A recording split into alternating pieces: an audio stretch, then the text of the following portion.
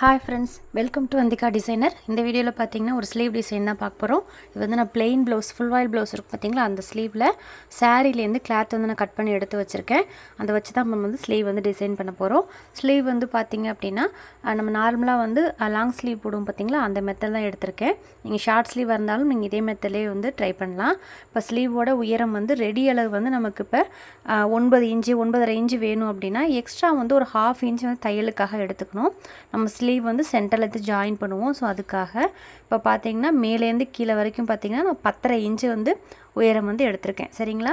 அதாவது கீழே வந்து மடித்து தைக்கிறதுக்கு இது வந்து ஹெம்மிங் பண்ணுற ப்ளவுஸ் இருக்கும் பார்த்தீங்களா, அந்த மாதிரி நீங்கள் லைனிங் கிளாத்தாக இருந்துச்சுன்னா எவ்வளோ தையலுக்கு விடுவீங்களோ அதுக்கு தகுந்த மாதிரி தையலுக்கு விட்டுக்கோங்க.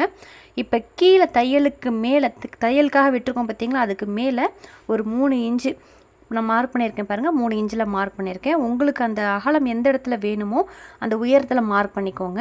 இப்போ 3 இன்ச்சு மார்க் பண்ணுறீங்க அப்படின்னா அதுக்கு மேலே ஒரு 1/2 இன்ச்சு வச்சுக்கணும். நம்ம தைச்சதுக்கப்புறம் 3 இன்ச்சு கீழே இறக்கத்துக்கு வந்துடும்.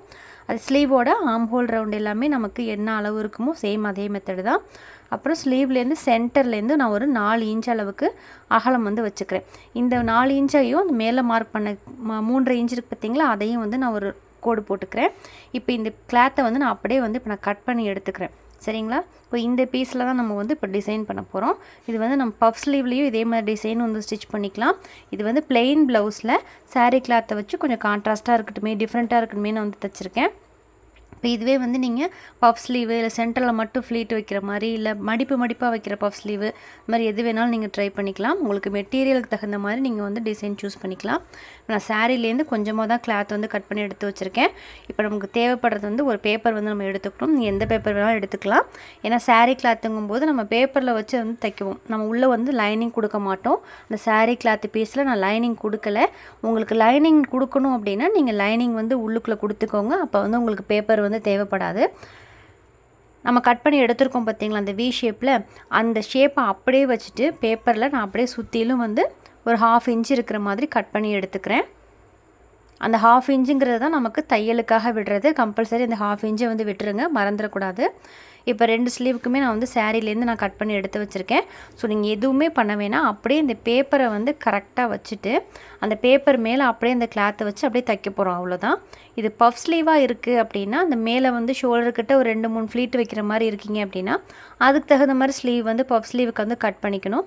கட் பண்ணிவிட்டு ஃபஸ்ட்டு வந்து ஃப்ளீட் வந்து பஃபுக்கான ஃப்ளீட்டை வந்து வச்சுக்கணும்.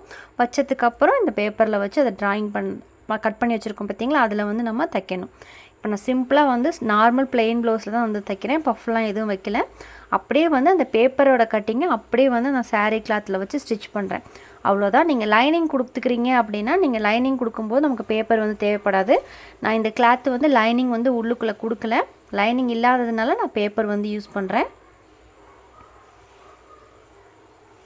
அந்த எக்ஸ்ட்ரா கிளாத் எல்லாமே நமக்கு தேவையில்லை. இது எல்லாத்தையும் நம்ம கட் பண்ணி எடுத்துக்கலாம். நம்ம சீம் அலவன்ஸ் ஒரு 1/2 இன்ச்சு இந்த பேப்பரில் வந்து கட் பண்ணுறதுக்காக விட்டுருக்கோம். ஸோ அதுவே வந்து நமக்கு கரெக்டாக இருக்கும். சரிங்களா? இதுக்கப்புறம் நம்ம தையலுக்காக எதுவும் விட தேவையில்லை. இப்போ நம்ம பேப்பரில் தைச்சிருக்கோம் பார்த்தீங்களா, இதை வந்து நம்ம ஸ்லீவில் வச்சு ஜாயின் பண்ண போகிறோம். இப்போ ஸ்லீவ் வந்து நான் நல்லா பக்கம் எடுத்து வச்சுருக்கேன். ஸ்லீவ் வந்து 2 விதமாக ஸ்டிச் பண்ணலாம். ஒன்று வந்து அந்த வி மாதிரி கட்டுருக்கு பார்த்தீங்களா, அதில் பைப்பிங் வேணாலும் நீங்கள் கொடுத்துக்கலாம் கான்ட்ராஸ்ட்டாக. நான் சாரியில் வந்து நான் அந்த கிளாத்தை ப்ளவுஸ் கிளாத் இருக்குது பார்த்தீங்களா, அதிலேயே கழுத்துக்கு எப்படி நம்ம கிராஸ் பீஸ் வச்சு ஸ்டிச் பண்ணுவோமோ சேம் அதே மெத்தடு கிராஸ் பீஸ் அப்படியே வந்து நான் தைச்சிட்டு அந்த வி ஷேப்பில் அப்படியே வந்து நான் தைச்சிட்டு வரேன். கழுத்துக்கு கிராஸ் பீஸ் கொடுக்குற மாதிரி சேம் அதே மெத்தடு தான். நீங்கள் வந்து பைப்பிங் கொடுக்குறதோ எது வேணாலும் நீங்கள் வந்து பண்ணிக்கலாம். இப்போ அந்த வி கட்டில் மட்டும் நான் லைட்டாக வந்து ஒரு கட் பண்ணி விடுறேன்.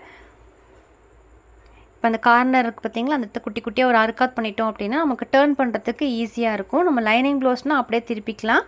இது வந்து நம்ம கிராஸ் பீஸ் கொடுத்துருக்கறனால கொஞ்சம் வந்து நமக்கு டிஸ்டர்பன்ஸாக இருக்கும் தைக்கும்போது. ஸோ அதனால் வந்து குட்டி குட்டியாக அறுக்காத் பண்ணிக்கிறேன்.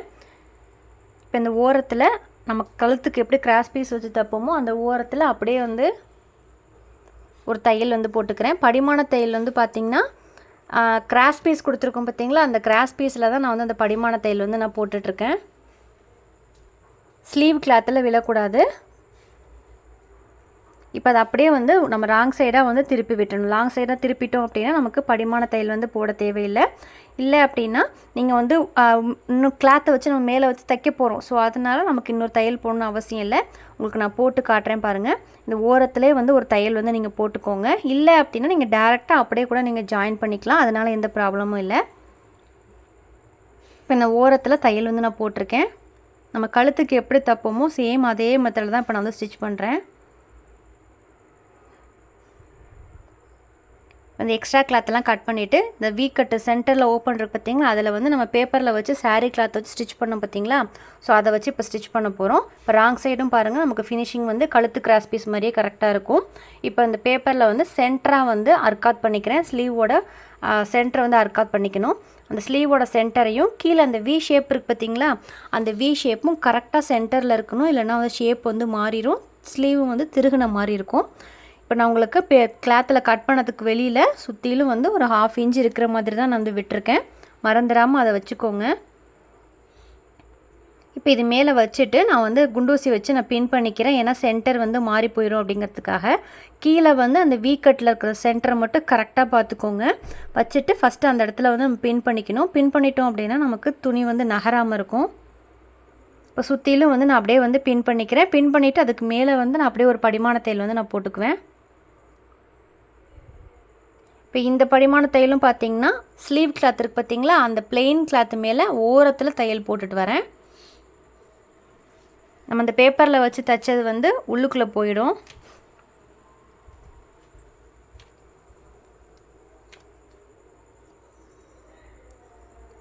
இப்போ சுற்றிலும் வந்து நம்ம தையல் போட்டு எடுத்தாச்சு. இதில் தையல் போட்டுட்டு பக்கத்தில் ஒரு 1/4 இன்ச்சு கேப்பில் இன்னொரு தையல் வந்து நான் போட்டுக்கிறேன்.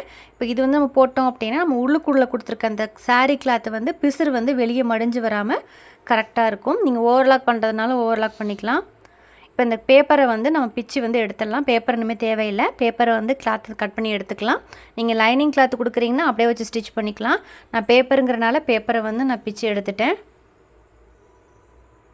பேப்பரை வந்து கிழிக்கும்போது தையலில் வந்து கிழிச்சிடாமல் பார்த்து கேர்ஃபுல்லாக வந்து தைச்சிக்கணும். இப்போ ஸ்லீவ் வந்து நமக்கு ரெடி ஆயிடுச்சு. இப்போ ஸ்லீவில் நம்ம சென்டர் வந்து அர்க்காத் பண்ணியிருந்தது அதே சேம் வந்து நம்ம ஸ்லீவ் வந்து ஜாயின் பண்ணிக்கிறது. இப்போ இந்த ஸ்லீவ் டிசைன் வந்து உங்களுக்கு பிடிச்சிருக்கும் அப்படின்னு நினைக்கிறேன். தேங்க்ஸ் ஃபார் வாட்சிங்.